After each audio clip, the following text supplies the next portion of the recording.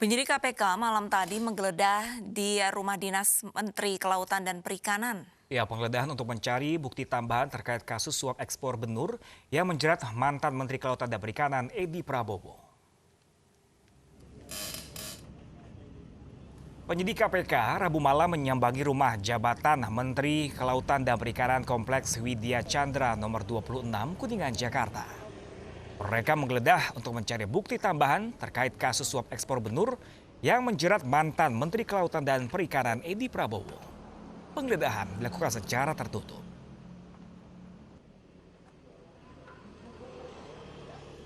Benar, berdasarkan informasi yang kami terima, malam ini tim penyidik KPK masih melakukan kegiatan penggeledahan di rumah jabatan Menteri Kelautan dan Perikanan. Kegiatan ini tentu dalam rangka mengumpulkan bukti-bukti terkait dengan perkara atas nama tersangka EP dan kawan-kawan. Tentu perkembangan dari kegiatan ini akan kami informasikan lebih lanjut.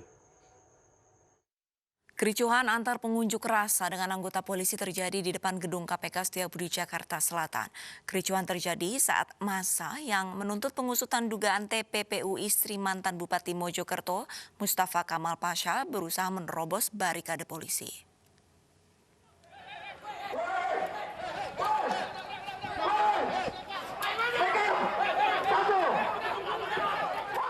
Pengunjuk rasa dan polisi yang berjaga di depan gedung Komisi Pemberantasan Korupsi Selasa kemarin saling dorong.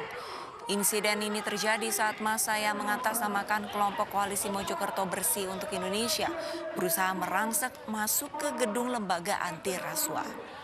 Massa menuntut KPK mengusut tuntas dugaan kasus TPPU atau tindak pidana pencucian uang yang melibatkan Ikvina Fatmawati, istri mantan Bupati Mojokerto Mustafa Kamal Pasha. Kericuhan tak berlangsung lama, massa kemudian membubarkan diri.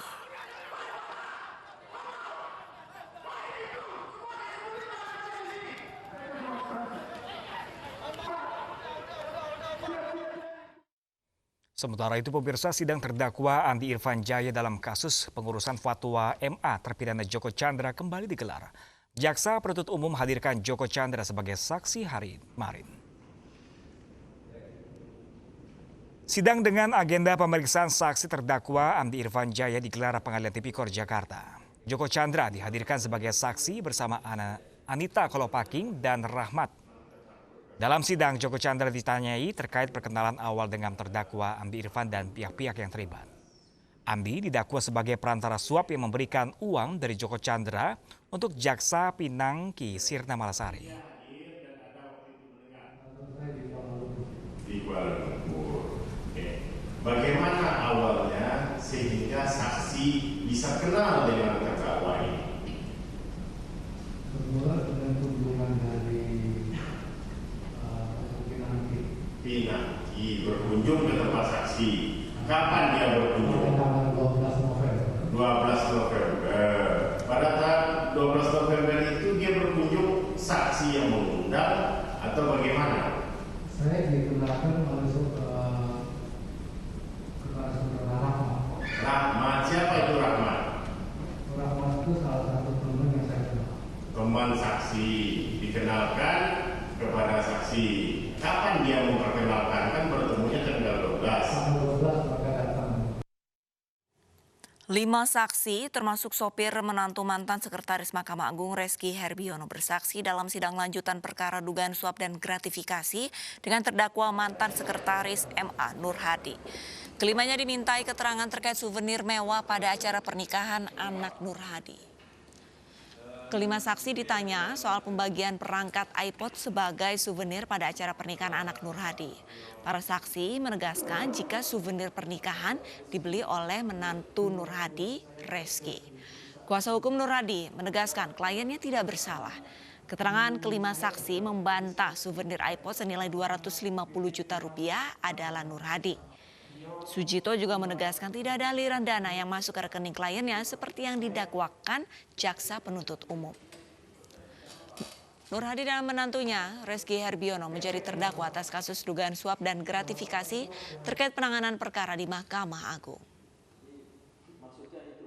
Pernah heboh ini soal iPod yang katanya itu dibeli oleh Pak Nur Hadi waktu resepsi pernikahan anaknya.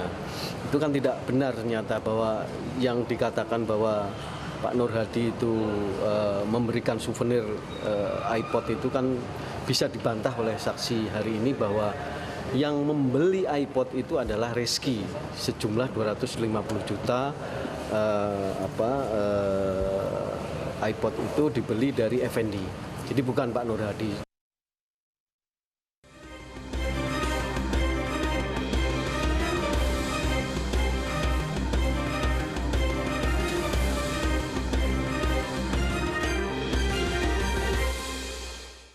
Ya, pemirsa, KPU Jember mulai mengirimkan logistik Pilkada Jember ke KPPS. Selain perlengkapan untuk Pilkada, KPU juga memberikan sejumlah peralatan protokol COVID-19.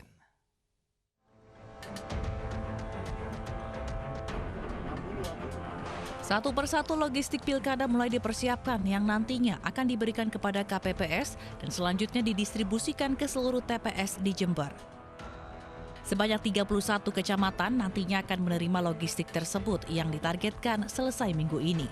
Tidak hanya itu, KPU juga memberikan sejumlah peralatan protokol pencegahan COVID-19. Semua barang peralatan TPS dan APD logistik Pilkada 2020. Target berapa hari nih, Mbak? Selama 5 hari. Pendistribusian logistik ini dikawal ketat oleh pihak kepolisian. Hal ini dilakukan untuk mengantisipasi terjadinya sabotase atas pengiriman logistik, sehingga aparat kepolisian langsung mengambil tindakan secara terukur. Dari Jember, Jawa Timur, Bambang Sugiarto, iNews melaporkan. Ya, pemirsa, jelang hari pencoblosan Pilkada yang berlangsung tanggal 9 Desember 2020 nanti, pihak Rumah Lawan COVID-19 Tangerang Selatan akan menyediakan ruang khusus untuk dijadikan lokasi pemungutan suara bagi para pasien yang sedang menjalani karantina. Nantinya petugas kelompok penyelenggara pemungutan suara KPPS akan mendatangi Rumah Lawan COVID-19 dengan menggunakan hazmat dan alat pelindung diri APD lengkap.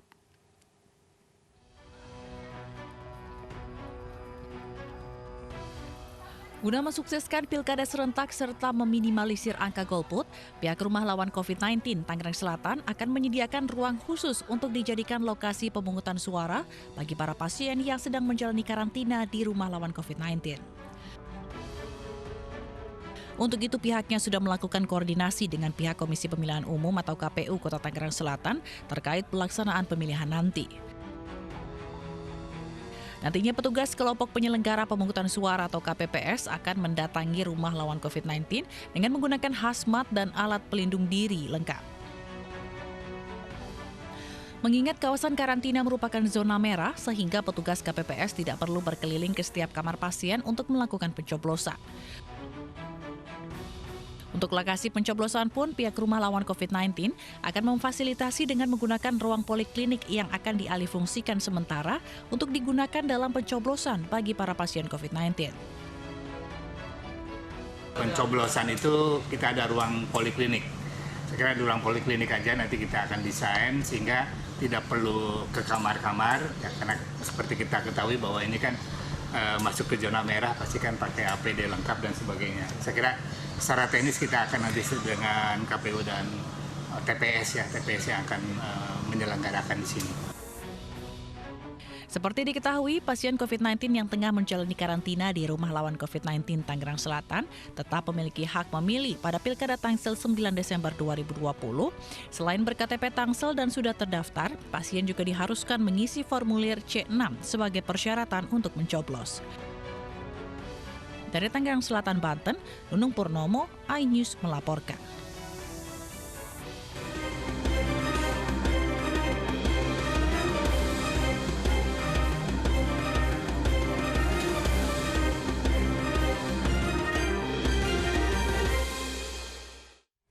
Pesawat luar angkasa Cina berhasil mendarat di bulan. Ya, pemirsa, informasi mancanegara lainnya akan kami hadirkan sesaat lagi untuk Anda. Tetaplah bersama kami.